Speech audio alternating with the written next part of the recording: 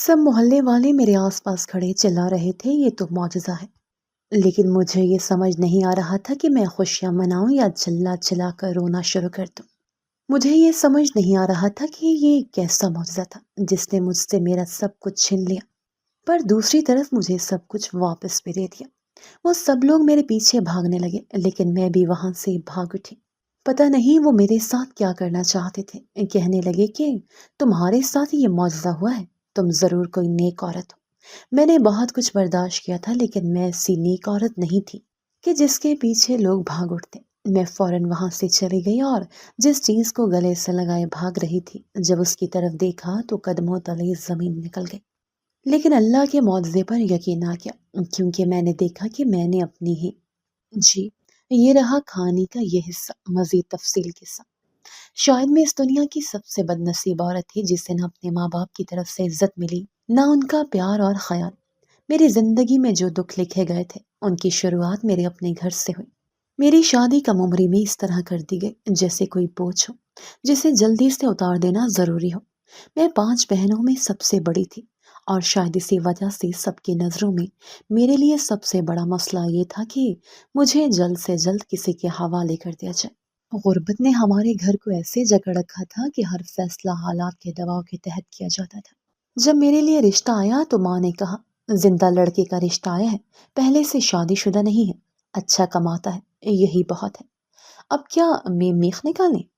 हमारे हालात के मुताबिक उससे अच्छा कुछ नहीं मिल सकता। मेरी माँ का रवैया ऐसा था जैसे मैं उनके लिए एक जिम्मेदारी थी, जिसे वो जितनी जल्दी हो सके खत्म करना चाहती थी।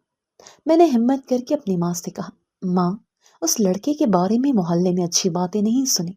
मेरी दोस्त बता रही थी कि वो बहुत बुरा इंसान है और उसके मामला ठीक नहीं है। लेकिन माँ ने मेरी बात को नजरअंदाज कर दिया। वो कहने लगी, बेटी, लोगों का तो काम ही बातें बनाना है। जो भी कह रहे हैं उसका मतलब ये नहीं कि वो सब कुछ सच हो। चुप करके शादी कर ले, ये हमारे हालात में सबसे बेहतरीन रिश्ता है। उसके बाद मेरे पास कोई गुंजाइश नहीं बची कि अपनी बात दोबारा कह सकूं। मुझे मजबूरन हाँ करनी पड़ी। मेरी शादी अकरम नामी एक लड़के से कर दी गई, जिसे मैंने देखा तक नहीं था। लेकिन जब शादी हुई और मैंने उसे करीब से देखा, तो पता चला कि वो तब तक लड़का था जब तक हम कह रहे थे कि लड़का है। हकीकत ये थी कि वो मेरी उम्र से कहीं बड़ा था, एक मुकम्मल मर्द जिसकी उम्र का अंदाजा शायद किसी ने भी नहीं लगाया था। फिर मेरे दिल में एक छोटी सी उम्मीद जागी। मैंने सोचा कि शायद मेरी नई जिंदगी में कुछ बेहतरी आ जाए। शायद वो मेरा ख्याल रखे और मुझे वो सुकून दे जो मुझे अपने माँ बाप के घर कभी नहीं मिला। शादी की रात में अपने कमरे में बैठी थी, सुर्ख जोड़े में लिपटी, जेवर से लदी, अपनी किस्मत के फैसले का इंतजार कर रही थी। दिल में अनजाना सा खौफ था। ये कमरा मेरे लिए अजनबी था, और वो शख्स जिसके साथ मुझे जिंदगी गुजारनी थी, वो भी मेरे लिए एक मुकम्मल अजनबी था। कमरे के दरवाजे की तरफ नजरें जमी थी। हर आहट पर दिल धड़कने लगता, हर लम्हा किसी अनजानी हकीकत के सामने आने का मुंतजर था। शादी की रात जब मैं दिल में उम्मीदों के झूठे दिए जलाए अपने कमरे में बैठी थी, तब कुछ ऐसा हुआ जिसका मुझे सबसे ज्यादा डर था। मेरे शौहर अकरम ने कमरे में आते ही अपने रवैये से जाहिर कर दिया कि वो कैसा इंसान है। वो मेरी तरफ देखे बगैर अपनी जगह बैठ गया और अपनी बात शुरू कर दी, जैसे उसे उस लम्हे का बहुत शिद्दत से इंतजार था। सुनो, मैं तुम्हें बीवी बनाकर नहीं लाया हूँ, ये बात अच्छी तरह समझ लो। तुम यहाँ मेरी नौकरानी हो, गुलाम बनकर रहना होगा। इस घर में जो कुछ होगा मेरी मर्जी से होगा। तुम्हें सिर्फ मेरी बात माननी है, किसी और की नहीं, यहाँ तक कि मेरी माँ की भी नहीं। मैं हक्का बक्का रह गई। ये अल्फाज मेरे कानों में जहर की तरह उतर रहे थे। मैंने सोचा कि शायद वो मुझे डरा रहा है, लेकिन अगले लम्हे उसने अपनी बात पर जोर देने के लिए मेरे मुंह पर थप्पड़ मार दिया। वो थप्पड़ मेरी जिस्मानी तकलीफ से ज्यादा मेरे दिल पर लगा। उससे एक लम्हे में मुझे अंदाजा हो गया कि मेरी बाकी जिंदगी कैसे गुजरने वाली है। वो उम्मीदें जो दिल के किसी कोने में पल रही थी, एक लम्हे में बुझ गई। मैंने आंसू छुपाने की कोशिश की, लेकिन दिल में एक सवाल बार बार उठ रहा था, क्या यही मेरी किस्मत है? क्या ये वो जिंदगी है जिसके ख्वाब मैंने कभी अपनी कम उम्री में देखे थे? वो लम्हा मेरे लिए कयामत से कम नहीं था।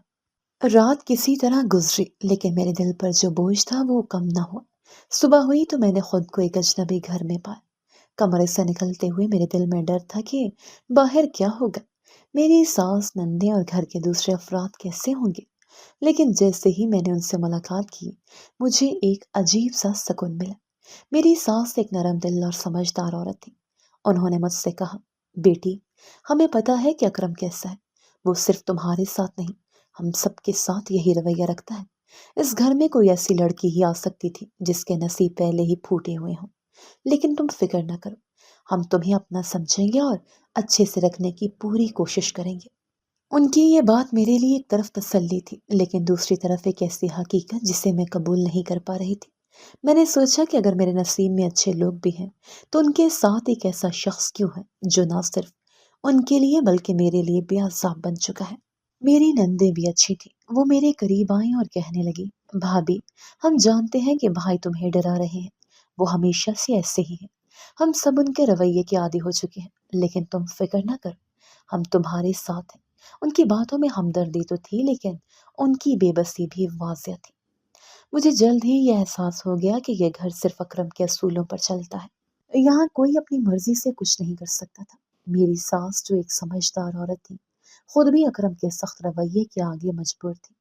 میری نندے، جو اپنی عمر کے لحاظ سے خوشیوں کی حقدار تھی، ایک ایسے ماحول میں رہنے پر مجبور تھی جہاں خوشی کا تصور ہے مٹ چکا تھا۔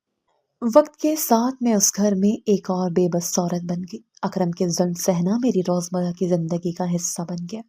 میں نے سوچا تھا کہ شادی کے بعد میری زندگی میں خوشیاں آئیں گی، لیکن یہاں تو ہر دن ایک نیا امتحان تھا۔ میرے خواب، میری خواہشات، سب ایک ایک کر کے ختم ہو رہے تھے۔ میں نے خود کو ان عورتوں کی ٹیم میں شامل پایا جو پہلے ہی اکرم کے ظلم کے آگے جھک چکی تھی۔ ہم سب ایک دوسرے کا سہارا تھے، لیکن اپنی اپنی بے بسی کے ساتھ جینے پر مجبور تھے۔ مجھے یہ سوچ کر حیرت ہوتی کہ اکرم جیسے انسان نے ان سب کو کیسے قابو میں رکھا ہوا ہے۔ اس کے ظلم نے ہم سب کو ایسا بنا دیا تھا کہ ہم اس کی ہر بات ماننے پر مجبور تھے۔ یہ گھر اکرم کا تھا اور یہاں صرف اس کی مرضی چلتی تھی۔ ہم سب اس کے اصولوں کی قیدی تھے اور ہماری زندگیاں ایک ایسی قید میں تھیں جن سے نکلنا ممکن نہیں تھا۔ ہر روز اکرم کی سخت باتیں اور رویے میرا دل توڑتے رہے، لیکن میری ساس اور نندوں کی محبت مجھے جینے کی تھوڑی بہت ہمت دیتی رہی۔ میں نے ان کے ساتھ رہ کر یہ سیکھ لیا کہ اپنی خوشی کا خیال چھوڑ کر دوسروں کا سہارا بننا شاید اس گھر میں جینے کا واحد راستہ ہے۔ یہاں ہر عورت کے پاس اپنی کہانی تھی، لیکن سب کہانیوں کا انجام ایک ہی تھا، اکرم کی مرضی کے مطابق زندگی گزارنا۔ اور اب میں بھی ان کہانیوں میں شامل ہو گئی تھی، اپنی قسمت پر شکوہ کرتی، لیکن اپنی بے بسی کے آگے سر جھکاتی۔ شادی کے بعد ایک مشرقی عورت ہونے کے ناطے میرے دل میں ہمیشہ یہی خواہش تھی کہ میرا شوہر مجھ سے خوش رہے۔ میں نے سوچا تھا کہ اپنی خوبصورتی، محبت اور خدمت کے ذریعے اکرم کا دل جیت لوں گی۔ میں خوبصورت تھی اور یہ بات مجھے معلوم تھی، لیکن اکرم کے رویے نے مجھے جلد ہی یہ سمجھا دیا کہ اسے میری خوبصورتی سے کوئی غرض نہیں تھی۔ پہلے پہل میں نے اپنے ظاہری حلیے کو بہتر بنانے کی کوشش کی۔ میں روز آئینے کے سامنے کھڑی ہو کر سوچتی کہ اکرم کو کیا پسند ہوگا۔ میں نے شوخ رنگوں کے کپڑے پہننے شروع کی، اپنے بالوں کو مختلف انداز میں سنوارا اور ہلکا سا میک اپ کرنے لگی، یہ امید کرتے ہوئے کہ شاید وہ میری طرف متوجہ ہو۔ لیکن جب بھی وہ آتا، وہ یا تو میری طرف دیکھتا ہی نہیں یا کوئی ناگوار تبصرہ کر دیتا۔ ایک دن جب میں نے خاص طور پر تیار ہو کر اس کا استقبال کیا تو اس نے سرسری نظر ڈال کر کہا، یہ کیا حال بنایا ہوا ہے، تم پر یہ رنگ بالکل اچھا نہیں لگتا۔ میری امیدوں پر جیسے پانی پھر گیا۔ میں نے سوچا کہ شاید میں غلط کر رہی ہوں، اس لیے میں نے دوسرے طریقے آزما۔ ایک دن میں نے اس کی پسندیدہ کھانے بنانے کا سوچا۔ میری ساس نے بتایا تھا کہ اکرم کو مرغر کھانے بہت پسند ہیں۔ میں نے اپنی پوری توجہ اور محنت سے اس کے لیے قورمہ پلاؤ اور گرم روٹیاں بنائی۔ جیسے ہی اس نے کھانے کی میز پر آ کر پہلا نوالا لیا، اس کے چہرے پر ناگواری کے آثار نظر آنے لگے۔ پھر وہ بول اٹھا، یہ تم نے کیا بنایا ہے؟ نہ اس میں نمک ٹھیک ہے نہ مرچ، کھانا پکانا آتا بھی ہے یا سیکھنا پڑے گا؟ میرا دل جیسے ٹوٹ گیا۔ میں نے اپنی محنت پر پانی پھرتے دیکھا، لیکن میں نے ہار نہ مانی۔ ایک دن میں نے سوچا کہ شاید اس کے دن بھر کی تھکن دور کرنے کے لیے میں اس کا خیال رکھوں تو وہ خوش ہو جائے گا۔ میں نے اس کے کپڑے دھو کر استری کی، اس کے کمرے کو صاف ستھرا رکھا اور رات کو چائے بنا کر اس کے سامنے پیش کی، لیکن اس نے بجائے شکریہ ادا کرنے کی الٹا مجھے جھڑک دیا۔ چائے بنانے کی بھی تمہیں سمجھ نہیں، اس میں دودھ زیادہ ڈال دیا ہے۔ ہر کوشش ناکام ہوتی جا رہی تھی۔ ایک دن میری ساس نے مجھ سے کہا، بیٹی، مرد کو خوش کرنا آسان نہیں ہوتا، خاص طور پر اکرم جیسے مرد کو۔ وہ خود زندگی سے خوش نہیں ہے تو کسی اور سے کیا خوش ہوگا؟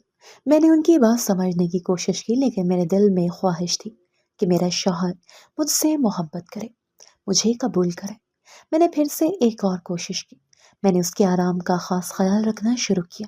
جب وہ آتا تو میں اس کے جوتے ترتیب سے رکھتی، پانی کا گلاس دیتی اور اس سے دن بھر کی باتیں پوچھتی، لیکن اس کے جوابات ہمیشہ مختصر اور سرد ہوتے۔ ایک شام میں نے خاص طور پر اس کے لیے ایک قیمتی تحفہ خریدا۔ میں نے اپنی ساس سے مشورہ کر کے اس کے لیے ایک اچھی سی گھڑی خریدی۔ جب میں نے وہ گھڑی اسے دی تو اس نے حیرانی سے پوچھا، یہ کیا ہے؟ میں نے تو کہا، یہ آپ کے لیے ہے، میں نے آپ کو خوش کرنے کے لیے خریدا ہے۔ لیکن وہ ہنس کر بولے، یہ تم نے کیا سوچ کر خریدا؟ مجھے ایسی چیزیں پسند نہیں ہیں۔ ہر بار جب میں اس کے قریب ہونے کی کوشش کرتی وہ مجھ سے اور دور ہو جاتا۔ میں نے دن رات یہی سوچتے ہوئے گزارے کہ آخر ایسا کیا کروں جو اسے خوش کر سکے، لیکن ہر بار میری کوشش ناکام رہتی۔ اکرم کے رویے نے میرے دل کو ٹکڑوں میں بانٹ دیا تھا۔ میں اکثر راتوں کو اپنے آنسو چھپاتی، یہ سوچتے ہوئے کہ کیا یہ میری زندگی کی حقیقت ہے؟ کیا میرے نصیب میں یہی لکھا تھا کہ میں ایک ایسے شخص کے لیے کوشش کرتی رہوں جو میری کسی بات سے خوش نہیں ہو سکتا؟ لیکن پھر بھی میں نے ہمت نہیں ہاری، شاید ایک دن وہ میری کوششوں کو سمجھے اور مجھے قبول کرے۔ یہ امید اب بھی میرے دل کے کونے میں زندہ تھی۔ زندگی کے ہر پل میں مایوسی اور غم کے سائے چھائے ہوئے تھے، لیکن ایک دن ایسا ہوا جب میں نے اکرم کو خوش دیکھا۔ یہ لمحہ اس وقت آیا جب اس کا کزن اپنے 2 سالہ بیٹے کے ساتھ گھر آیا۔ میں نے اکرم کو پہلی بار ہنستے اور خوشی سے چہکتے ہوئے دیکھا۔ وہ اس بچے کے ساتھ کھیل رہا تھا، اسے گود میں اٹھا کر باہر لے گیا اور اسے چاکلیٹ اور کھلونے بھی لے کر دیے۔ میں حیران تھی کہ یہ وہی شخص ہے جو ہر وقت غصے اور چڑچڑے پن میں رہتا تھا۔ بچے کے ساتھ اس کا رویہ دیکھ کر مجھے ایک عجیب سی خوشی ہوئی۔ میں نے اپنی ساس کی طرف سوالیہ نظروں سے دیکھا، گویا پوچھ رہی ہوں کہ یہ کیا ماجرا ہے؟ میری ساس نے دھیمی آواز میں کہا، اکرم کو بچوں کا بہت شوق ہے، لیکن صرف بیٹوں کا۔ اگر تیرے ہاں اولاد ہو جائے اور وہ بیٹا ہو تو شاید اس کا رویہ بدل جائے۔ وہ بیٹے کے لیے ترس رہا ہے اور بیٹا ہی اس کے دل کو نرم کر سکتا ہے۔ ان کے الفاظ میرے دل میں ایک امید کی کرن بن کر اترے۔ میں نے سوچا شاید یہی وہ راستہ ہے جس سے میں اپنی زندگی کو بہتر بنا سکتی ہوں۔ شاید ایک بیٹا میرے اور اکرم کے رشتے کو مضبوط کر دے۔ اس دن سے میری دعائیں اور خواہشیں بدل گئیں۔ میں ہر نماز کے بعد اللہ سے رو رو کر دعا کرنے لگی کہ مجھے اولاد کی نعمت عطا کرے، اور وہ نعمت بیٹے کی صورت میں ہو۔ میری ہر سوچ، ہر خواب اور ہر دعا میں اب صرف ایک ہی تمنا تھی کہ میں اکرم کے بیٹے کی ماں بن جاؤں۔ میں نے اپنی زندگی میں ایک نیا مقصد پایا۔ میں نے اپنے آپ کو صحت مند رکھنے کی بھرپور کوشش کی۔ میں نے غذائیت سے بھرپور کھانے کھانا شروع کی، طبی مشورے لینے لگی اور اپنے جسمانی اور ذہنی سکون کا خیال رکھنے لگی۔ ہر لمحہ ایک نئی امید کے ساتھ گزرتا کہ جلد ہی میری دعا قبول ہوگی۔ جب میں اپنے کمرے میں ہوتی تو اکثر اپنے ذہن میں وہ منظر سوچتی کہ میں اکرم کو خبر دیتی کہ وہ باپ بننے والا ہے۔ میں اس کے چہرے پر خوشی اور حیرانی دیکھنے کی خواہش رکھتی تھی۔ میں نے خواب دیکھا کہ اکرم میرے ساتھ بیٹھا ہے، میرا ہاتھ پکڑ کر کہہ رہا ہے، تم نے مجھے دنیا کی سب سے بڑی خوشی دی ہے۔ لیکن میرے دل کے کسی کونے میں خوف بھی تھا۔ اگر میری یہ امید پوری نہ ہوئی تو کیا ہوگا؟ اگر میرے نصیب میں وہ خوشی نہیں جو میں نے اتنے یقین سے مانگی ہے؟ میں نے اس خوف کو دل میں دبایا اور اپنی دعاؤں کو اور زیادہ مضبوط کر دیا۔ ایک دن میری ساس نے مجھے تسلی دیتے ہوئے کہا، بیٹی، اولاد اللہ کی دین ہے اور وہ اپنے بندوں پر رحم کرتا ہے، تو دعا کرتی رہ، اللہ سننے والا ہے۔ اکرم کو بیٹا مل جائے تو دیکھنا وہ تجھے سر آنکھوں پر بٹھائے گا۔ ان کی باتوں نے میری امیدوں کو اور بڑھا دیا۔ میرے لیے وہ وقت کسی امتحان سے کم نہ تھا۔ ہر دن میں اس دعا کے ساتھ گزرتا ہے کہ اللہ میری جھولی خوشیوں سے بھر دے۔ میں نے سوچا کہ اگر اکرم کو بیٹے کی خوشی ملے تو شاید وہ میرے وجود کی قدر کرنا شروع کر دے۔ میری ساس کی باتوں نے میری سوچ کو ایک نیا رخ دیا تھا، اور میں نے دل و جان سے اس امید کو تھام لیا کہ ایک دن میرا شوہر مجھ سے محبت کرے گا، میری عزت کرے گا اور ہمارے رشتے میں خوشیوں کی بہار آئے گی۔ اب میری زندگی کا ہر لمحہ اسے ایک دعا کے گرد گھوم رہا تھا۔ میں نے اپنی ساری خوشیاں اور غموں کو ایک طرف رکھ کر اللہ کی ذات پر بھروسہ کیا اور امید باندھ لی کہ ایک دن اکرم کی نظر میں میری اہمیت بدل جائے گی۔ اکرم کے گھر کی حالت دیکھ کر یہ اندازہ ہوتا تھا کہ یہ بہت پرانا مکان ہے۔ اس کی دیواریں جگہ جگہ سے خستہ حال تھیں اور چھت کے کونوں میں مکڑے کے جالے لگے ہوئے تھے۔ گھر کا صحن خاصا بڑا تھا، لیکن وہ بھی مٹی اور کائی سے بھرا ہوا تھا۔ یہ مکان ہندوؤں کے زمانے کا بنا ہوا تھا اور اس کی پرانی ساخت کو دیکھ کر اکثر لوگ اسے پرانے قصے کہانیوں سے جوڑ دیتے تھے۔ ایک دن اکرم کے ایک جاننے والے نے اسے بتایا کہ یہ صحن خاص جگہ رکھتا ہے۔ سنا ہے یہاں کے ہندوؤں نے اپنا خزانہ دفن کیا تھا۔ وہ سونا اور قیمتی زیورات کسی ڈبے میں بند کر کے صحن کے نیچے دفنا دیے گئے تھے تاکہ جنگ کے وقت اسے بچایا جا سکے۔ اگر تم اسے کھو دو تو تمہارے نصیب بدل سکتے ہیں۔ یہ بات سن کر اکرم کے اندر لالچ کا طوفان اٹھ کھڑا ہوا۔ اس کی آنکھوں میں ایک عجیب سی چمک آ گئی، گویا اس کے خوابوں کی تعبیر کسی گڑھے میں چھپی ہوئی ہے۔ اس نے فوراً طے کر لیا کہ وہ اس خزانے کو نکالے گا۔ اگلے ہی دن اکرم نے اپنے صحن کے وسط میں کھدائی شروع کر دی۔ اس نے کوئی مزدور یا کسی ماہر کی مدد لینے کے بجائے خود ہی یہ کام کرنے کا فیصلہ کیا۔ اس کا کہنا تھا، اگر کسی اور کو ساتھ ملایا تو پھر مجھے خزانہ بانٹنا پڑے گا۔ یہ میرا حق ہے اور میں اسے کسی کے ساتھ شیئر نہیں کرنا چاہتا۔ اکرم دن رات اس کام میں جت گیا۔ ہر کوئی حیران تھا کہ وہ کیا کر رہا ہے۔ میری ساس جو ہمیشہ اکرم کو سمجھانے کی کوشش کرتی تھی، اسے منع کرتے ہوئے کہنے لگی، اکرم یہ کیا کر رہے ہو؟ خزانے اب کہانیوں میں ہی رہ گئے ہیں۔ تم یہ پرانے زمانے کی بے بنیاد باتوں پر یقین کر کے اپنے گھر کو برباد کر رہے ہو۔ صحن میں اتنا بڑا گڑھا کھود رہے ہو، اسے بعد میں کون بھرے گا؟ اکرم نے غصے سے جواب دیا، یہ تم لوگ نہیں سمجھو گے، یہ خزانہ میری قسمت بدل دے گا۔ مجھے بس اپنا کام کرنے دو۔ صحن میں ایک بڑا گڑھا بن چکا تھا۔ اکرم نے ہر رات اس گڑھے کے پاس جا کر کھدائی شروع کر دی۔ وہ آدھی رات کو اٹھتا، کسی جنون میں مبتلا ہو کر زمین کھودنے لگتا اور اپنے ہاتھوں سے مٹی نکالتا رہتا۔ اس کی حالت دیکھ کر مجھے اس پر ترس آتا، لیکن کچھ کہنے کی ہمت نہ ہوتی۔ محلے والے بھی اس معاملے کو لے کر باتیں کرنے لگے۔ کوئی کہتا اکرم تو پاگل ہو گیا ہے، تو کوئی کہتا لالچ انسان کو برباد کر دیتا ہے، دیکھنا یہ سب اسے کسی مصیبت میں ڈال دے گا۔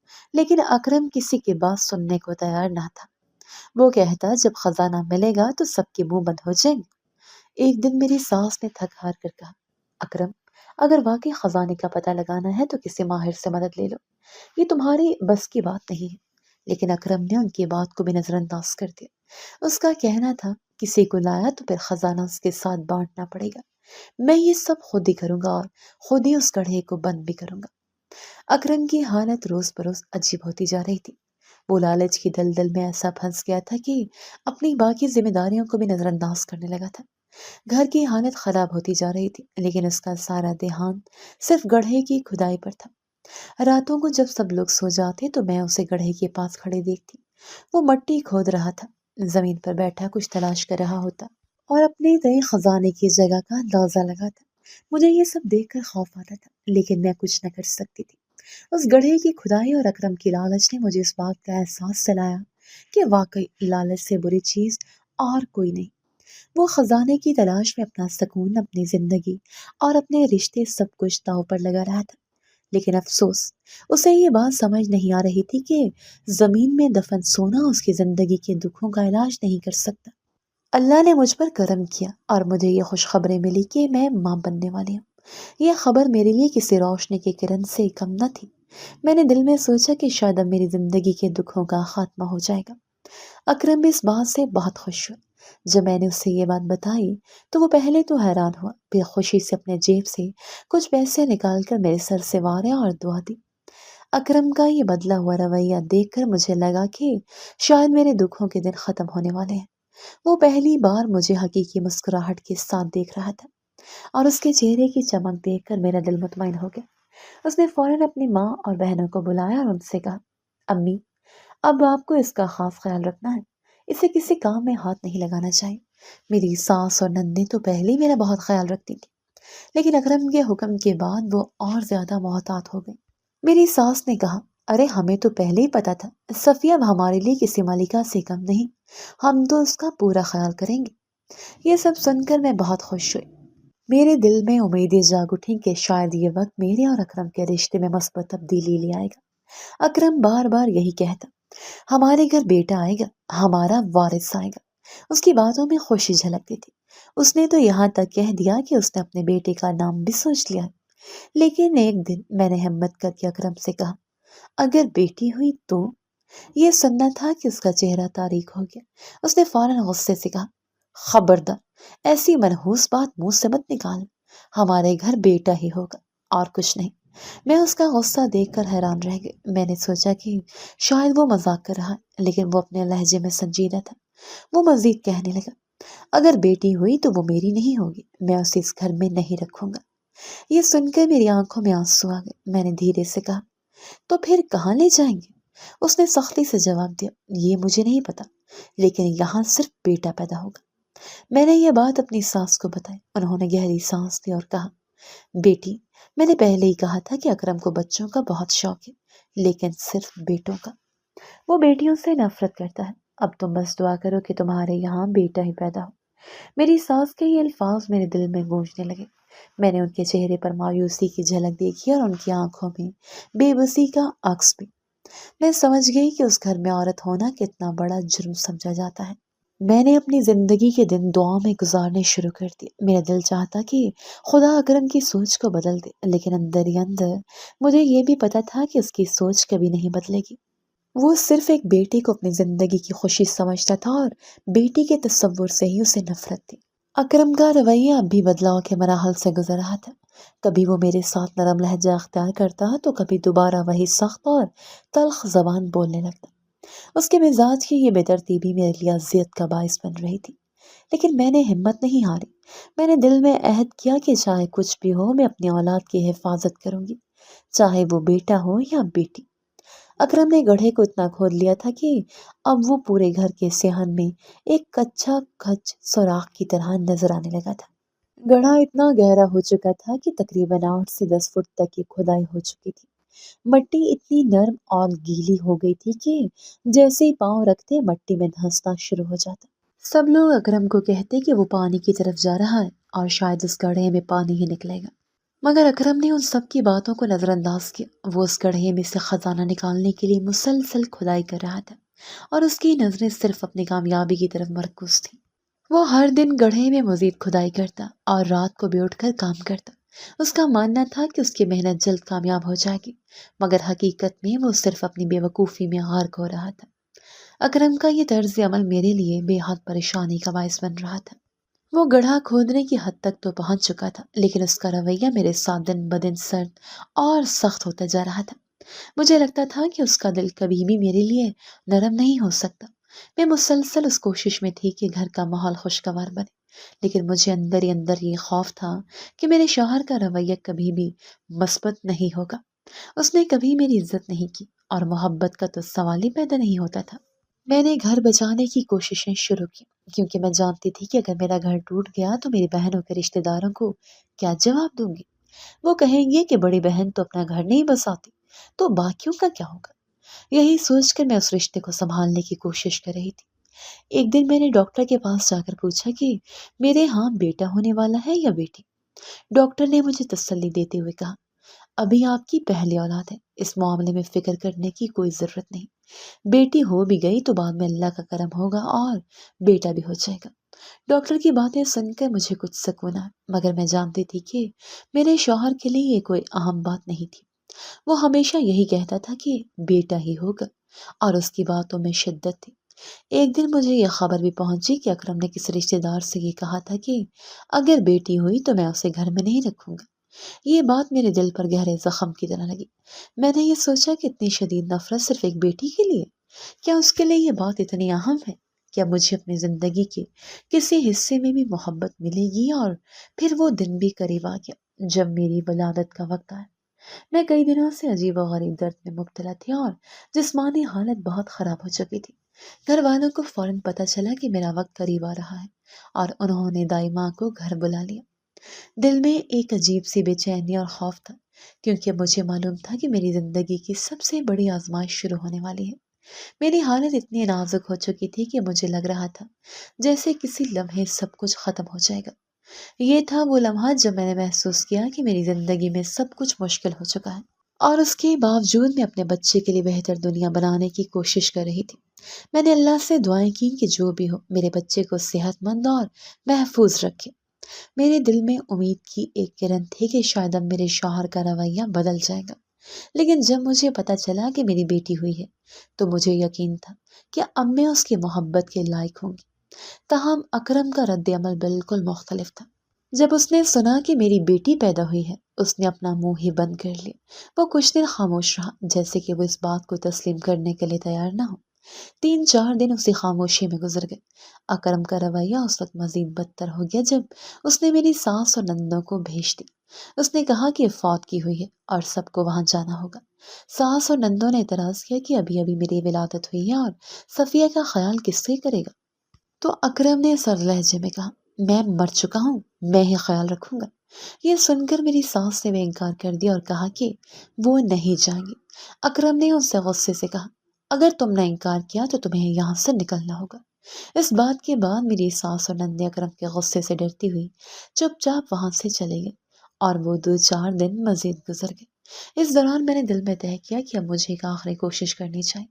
ایک دن میں نے اکرم سے کہا، تم نے اپنی بیٹی کو گود میں بھی نہیں اٹھایا، کیوں نہ اسے قبول کر لو؟ بیٹا اللہ اگلی دفعہ دے دے گا۔ جب میں نے یہ بات کہہ رہی تھی، ہم دونوں گڑھے کے پاس کھڑے تھے۔ اکرم نے تھوڑی دیر کے لیے خاموشی اختیار کی اور پھر اچانک میری طرف ہاتھ بڑھایا۔ اس کے بعد اس نے کہا، لاؤ، میری بیٹی مجھے پکڑا۔ یہ سن کر میری آنکھوں میں خوشی کے آنسو آ گئے۔ وہ لمحہ میری زندگی کا سب سے خوبصورت لمحہ تھا، کیونکہ اکرم کا دل میری بیٹی کے لیے نرم ہوتا دکھائی دے رہا تھا۔ اس نے بیٹی کو گود میں اٹھایا اور پھر کچھ دیر تک اسے محبت سے دیکھتا رہا۔ میں نے اس کے چہرے پر پہلی بار وہ محبت اور تسلی دیکھی جو ایک باپ اپنے بچے کے لیے محسوس کرتا ہے۔ اس لمحے میں مجھے لگا جس سے میرے شوہر کا دل جو پہلے ہمیشہ سرد تھا اب میری بیٹی کے لیے نرم پڑا تھا۔ وہ لمحہ میری زندگی کا سنگ میل بن گیا۔ مجھے امید تھی کہ اب ہمارا رشتہ بہتر ہوگا، کیونکہ شاید میری بیٹی ہی وہ وجہ بن گئی تھی جس سے اکرم کا دل پگھلا تھا۔ میرا اندازہ غلط ثابت ہوا اور میں نے جو امید کی تھی کہ اکرم کا دل میری بیٹی کے لیے نرم ہو جائے گا، وہ بالکل بھی درست نہیں نکلی۔ حقیقت میں اس کے دل میں جو نفرت تھی وہ ختم ہونے والی نہیں تھی۔ اس نے میری بیٹی کے لیے کوئی ہمدردی نہیں دکھائی تھی، بلکہ اس نے میری ساس اور نندوں کو اسی لیے بھیجا تھا تاکہ وہ اپنے کالے کارناموں کو آزادانہ طور پر انجام دے سکے۔ ایک دن جب اکرم نے محسوس کیا کہ اس کا کوئی بھی گڑھا کھودنے کا منصوبہ کامیاب نہیں ہو رہا اور بیٹی کے لیے اس کی نفرت میں کوئی کمی نہیں آئی تھی، اس نے ایک انتہائی گھناؤنی حرکت کی۔ وہ میری بیٹی کو گڑھے میں پھینکنے کی کوشش کر رہا تھا اور دراصل اس نے اپنی بیٹی کو گڑھے میں پھینک دیا بھی۔ میں ہراساں ہو گئی، لیکن اللہ کی کرم نوازی نے اس لمحے میں میری مدد کی۔ جب میری بیٹی گڑھے میں گر گئی، اوپر سے مٹی پھینکی جانے لگی اور مجھے لگا کہ میری بیٹی کو بچانا ممکن نہیں ہوگا، لیکن اسی دوران اللہ کا معجزہ ہوا۔ جب اکرم کا پاؤں پھسل گیا، وہ بھی اسی گڑھے میں گر گیا جہاں اس نے بیٹی کو پھینکا تھا۔ میں نے فوراً اس گڑھے میں اتر گئی اور اپنی بیٹی کو بچانے کی کوشش کی۔ خدا کا شکر ہے کہ میری بیٹی تو بچ گئی، مگر اکرم کا جسم دلدل میں دھنس چکا تھا۔ دلدل اتنی گیلی اور گہری ہو چکی تھی کہ اکرم کی حالت دیکھ کر مجھے اور بھی زیادہ خوف آ رہا تھا۔ میں نے جلدی سے ادھر ادھر سے رسی ڈھونڈ کر لانے کی کوشش کی، لیکن اس کی حالت تیزی سے بگڑتی جا رہی تھی۔ میں نے ہر ممکن کوشش کی کہ اس کو بچایا جا سکے، لیکن مٹی کی جڑیں اور دلدل کی گہرائی اکرم کو مزید نیچے دھکیل رہی تھی۔ اسی دوران میری چیخیں سن کر محلے والے بھی دوڑتے ہوئے انہوں نے آ کر اکرم کو باہر نکالنے کی کوشش کی، لیکن جب تک وہ اسے باہر نکالنے میں کامیاب ہوئے تب تک اکرم کی سانسیں رک چکی تھی۔ اس کے جسم میں جان نہیں رہی تھی اور اس کا چہرہ مٹی سے سیاہ ہو چکا تھا۔ میں نے بہت کوشش کی مگر میری مدد سے کچھ نہیں ہو سکا۔ یہ لمحہ میری زندگی کا سب سے گھٹن اور تکلیف دہ لمحہ تھا۔ وہ مرد جو میری زندگی کا حصہ بن چکا تھا، جس نے مجھے اور میری بیٹی کو کئی بار اذیت پہنچائی، اب میری آنکھوں کے سامنے زندگی کی بازی ہار چکا تھا۔ اس کی موت نے میرے دل میں کوئی خاص دکھ نہیں پیدا کیا، لیکن مجھے یہ محسوس ہوا کہ اس کی موت کے ساتھ ایک اذیت ناک باب ختم ہو چکا تھا اور میری زندگی میں ایک نیا باب شروع ہونے جا رہا تھا۔ اکرم کی موت کے بعد ہماری زندگیوں میں ایک ایسی خاموشی چھا گئی تھی جو زبان سے نہیں بلکہ دل کی گہرائیوں سے محسوس کی جا رہی تھی۔ میں نے جس دل کے ساتھ اکرم کو اپنا شریک حیات بنایا تھا، اسی دل کے ساتھ اس کی زندگی کے اختتام کو تسلیم کیا تھا۔ میرے دل میں یہ سوالات اٹھتے رہتے کہ اکرم کے اندر اتنی نفرت کہاں سے؟ کیوں اس نے اپنی بیٹی کو اس قدر نظر انداز کیا، اور کیوں اس کا دل اتنا پتھر ہو گیا تھا کہ وہ اپنی اولاد کو مٹی میں دفن کرنا چاہتا تھا؟ ان سوالات کا جواب نہ میں نے خود تلاش کیا تھا، نہ کبھی کسی نے مجھے اس کا جواب دیا۔ اکرم کا کفن دفن ہو چکا تھا اور ہم سب اپنے دکھ میں غمگین تھے، لیکن پھر بھی غیر معمولی واقعہ پیش آیا۔ گڑھے کی مٹی میں کچھ عجیب تبدیلیاں آنا شروع ہو گئی۔ پہلے تو وہ گڑھا ہمیشہ خشک رہتا تھا، لیکن اب اس کی مٹی گیلی ہونے لگی تھی اور اس میں سے عجیب سوبال پیدا ہونے لگا۔ مٹی اس قدر گیلی ہو چکی تھی کہ جیسے وہ کسی خزانے کو چھپائے ہوئے تھی۔ ہم نے اس گڑھے میں مزید مٹی ڈال کر اس کی سطح کو معمول پر لانے کی کوشش کی، لیکن پھر بھی وہ گڑھا ابلتا ہی جا رہا تھا۔ مجھے یہ محسوس ہونے لگا کہ جیسے یہ گڑھا کوئی سچائی چھپائے ہوئے ہے اور اس کے اندر کچھ ایسا ہے جو باہر آنا چاہتا ہے۔ ایک دن میری ساس نے کہا کہ ہمیں یہ گھر بیچ کر کہیں اور چلے جانا چاہیے۔ اس کا خیال تھا کہ یہ گھر اب کسی اور کے لیے نہیں بلکہ ہماری زندگیوں کے لیے ایک بدشگونی بن چکا تھا۔ لیکن یہ گھر اب کس نے خریدنا تھا اور ہمیں کہاں جانا تھا؟ یہ سوالات میرے دماغ میں گونجتے رہتے اور میں نے فیصلہ کیا کہ میں یہاں سے کہیں نہیں جاؤں گی۔ میرے لیے اس گھر کا ہر کونا، ہر دیوار اور ہر گڑھا ایک داستان تھا جو مجھے اپنے دکھوں اور اکرم کی یادوں کے ساتھ جڑا تھا۔ میں اس گڑھے کو چھوڑ کر کہیں نہیں جانا چاہتی تھی۔ رات کے وقت جب میں گڑھے کے پاس بیٹھ کر یہ سب سوچ رہی تھی، اچانک میری نظر اس گڑھے کے اندر پڑی۔ مجھے ایسا محسوس ہوا کہ اس گڑھے میں کچھ ابھرا ہے۔ جب میں نے غور سے دیکھا تو حیرت کی بات یہ تھی کہ ایک پرانا لکڑی کا صندوق پانی کے ساتھ اوپر آ رہا تھا۔ یہ صندوق ایک قدیم اور متروک نظر آ رہا تھا، لیکن اس کے اندر سے روشنی کی ایک کرن آ رہی تھی۔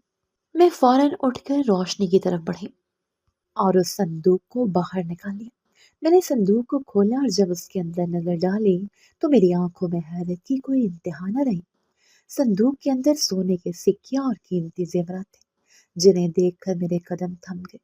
یہ خزانہ اتنا قیمتی تھا کہ میں اور میری سانس اس پر یقین کرنے کے لیے تیار نہیں تھے۔ لیکن پھر مجھے یاد آیا کہ یہ وہی گڑھا تھا جسے اکرم نے اپنی بیٹی کو دفن کرنے کے لیے منتخب کیا تھا، اور اب اسی گڑھے سے خزانہ باہر نکل آیا تھا۔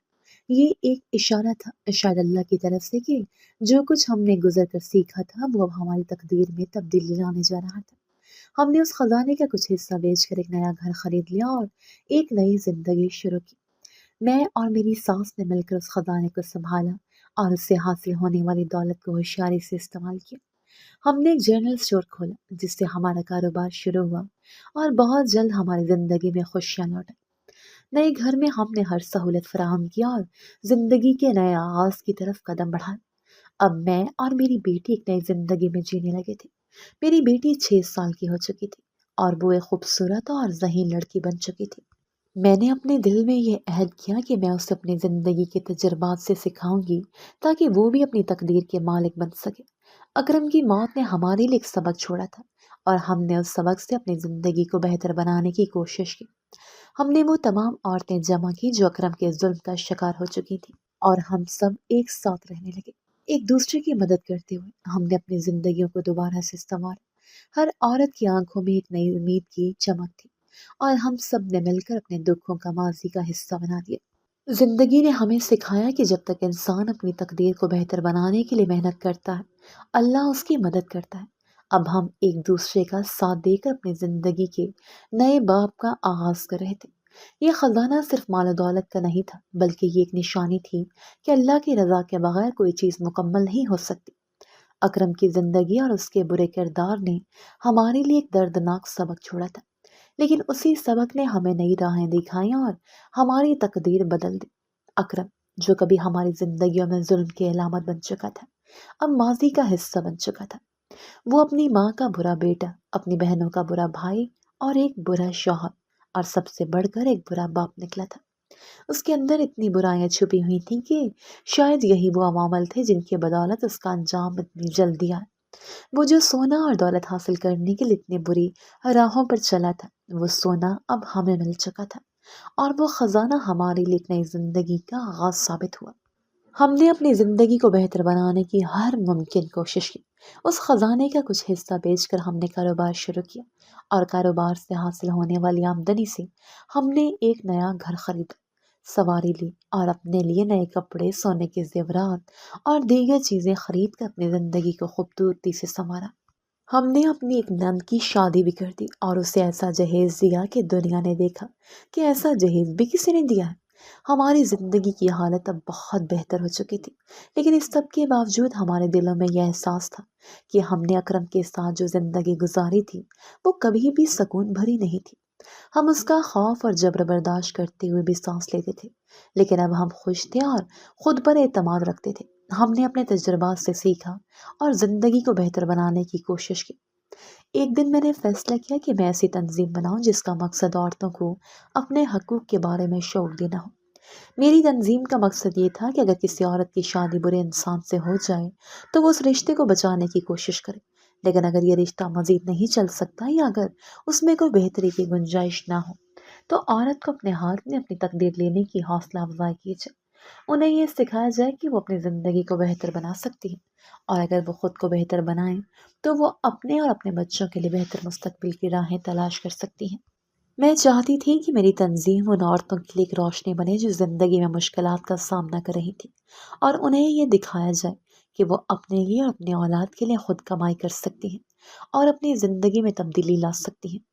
मैं चाहती थी कि हर औरत अपनी ताकत को पहचाने और ये समझे कि वो किसी भी हालत में बेबस नहीं है। हमारी ज़िंदगी में जो तब्दीली आई थी वो सिर्फ माल और दौलत से नहीं आई थी, बल्कि हमारे अंदर की ताकत और हौसला भी बढ़ा था। अकरम के जुल्म से निकलकर हमने जो सुकून और खुशी हासिल की वो एक कीमती तोहफा था, और अब हम उस खुशी को दूसरों तक पहुंचाने की कोशिश कर रहे थे। हमने अपनी ज़िंदगी को बेहतर बनाने के साथ साथ दूसरों की ज़िंदगियों में भी बेहतरी लाने की कोशिश की। हमने औरतों को ये सिखाया कि वो किसी भी रिश्ते में बंधकर अपनी ज़िंदगी को कुर्बान न करें, बल्कि अपने आप को पहचाने और अपने ज़िंदगी में कामयाबी हासिल करें। हमारी तंजीम ने बहुत से ख़वातीन की ज़िंदगियों में तब्दीली लाई और हमें ये देखकर सुकून मिलता था कि हमने उनकी मदद की थी। अब हमारी ज़िंदगी की कहानी एक नई रोशनी की तरफ बढ़ रही थी। हमने न सिर्फ अपने हालात बेहतर किए थे, बल्कि दूसरों को भी बेहतर ज़िंदगी गुजारने की तरगीब दी थी। हमारा यकीन था कि कोई भी औरत अगर खुद पर यकीन करे और अपनी तकदीर को अपने हाथ में ले तो वो दुनिया की सबसे ताकतवर शख्सियत बन सकती है। हमारी ज़िंदगी में इतनी तब्दीली आई थी कि अब हमें सुकून महसूस हो रहा था, लेकिन कुछ चीज़ें ऐसी थी जो हमने अपने दिल में रखी थी और वो चीज़ें वक्त के साथ वाज़ह होती जा रही थी। मेरी सास ने हमेशा मुझे कहा था कि तुम दूसरी शादी कर लो, तुम्हारी ज़िंदगी बेहतर हो जाएगी, लेकिन मैं उन सब बातों को रद्द करती गई। मेरे दिल में एक ही ख्वाहिश थी, और वो थी अपनी बेटी की मां बनकर जीना। मैं अपनी बेटी के साथ खुश थी और मैं उसकी मोहब्बत में इतनी महव थी कि दूसरी शादी का ख्याल मेरे दिल में कभी नहीं आया। मेरे लिए बेटी की परवरिश ही सबसे बड़ी कामयाबी थी, और मैं अपनी बेटी को बेहतरीन जिंदगी देने के लिए ही जीना चाहती थी। अकरम की यादें और उसका जुल्म अब हमारे पीछे छूट चुका था, लेकिन मैं नहीं चाहती थी कि किसी मर्द के साथ जिंदगी गुजारूं जो मुझे दोबारा वही दर्द दे सके। मेरी बेटी मेरी जिंदगी थी, और मैं उसी की मोहब्बत और परवरिश में अपनी आखिरी सांस तक जीना चाहती थी। मेरी कोई और ख्वाहिश नहीं थी। मेरी सास और नंदों को ये बात समझना मुश्किल था, क्योंकि वो हमेशा चाहते थे कि मैं दोबारा किसी के साथ रिश्ता बनाऊं ताकि मेरी जिंदगी मुकम्मल हो सके। लेकिन मेरे लिए मेरी बेटी की मौजूदगी ही मेरी जिंदगी का मकसद थी। वो मेरी खुशी, मेरी ताकत और मेरी सबसे बड़ी दुआ थी। मेरी बेटी की मुस्कुराहट में मुझे वो सुकून मिलता था जो कभी अकरम के साथ जिंदगी गुजारने में नहीं मिल सका था। उस फैसले के बाद मेरी जिंदगी में कोई ऐसी बात नहीं थी जिस पर मैं शक करूं या पिछता। मेरी बेटी मेरे लिए सब कुछ थी, और उसकी मां बनना ही मेरी सबसे बड़ी कामयाबी थी। मेरी दुनिया उस वक्त तक कामिल थी जब तक मेरी बेटी खुश थी, और मैं उसी में मुतमईन थी। आज भी हमारे मुआशरे में ऐसे लोग मौजूद हैं जो बेटियों से नफरत करते हैं, जो लालची होते हैं और जो अपनी बीवियों के साथ बुरा सलूक करते हैं। ये वो लोग हैं जो समझते हैं कि अपनी ज़ाती मुफादात और ख्वाहिशात को पूरा करने के लिए दूसरों को तकलीफ पहुंचाना जायज़ है, मगर वो ये नहीं जान पाते कि ऐसे लोग खुद अपने ही शिकंजे में फंस जाते हैं, और आखिरकार उनके साथ वही बुरा होता है जिसकी वो दूसरों से तवक्को रखते हैं। जितना भी किसी का दिल पत्थर बन जाए और जितना भी वो दूसरों को तकलीफ पहुंचाए, हकीकत ये है कि जिंदगी की हकीकतें उसे कभी ना कभी सच्चाई का सामना कराती हैं।